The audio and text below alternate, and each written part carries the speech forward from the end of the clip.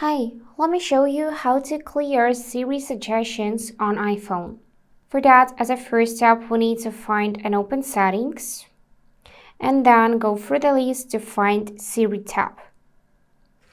So here, you just need to scroll a bit down and find this blue option, Reset Hidden Suggestions.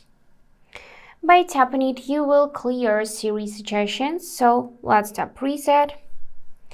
And yep, also here you can disable suggest apps before searching, show in app library, show when sharing, and show listening suggestions to restrict Siri from knowing too much about you. So you can just customize it here. And also you will see this list of apps in which Siri has an access.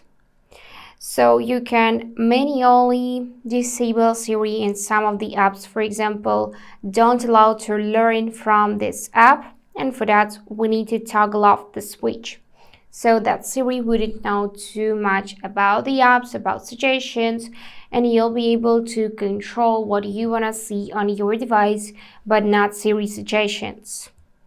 And yep, here you can customize this like any particular app in the list, just like this. And that's it for today.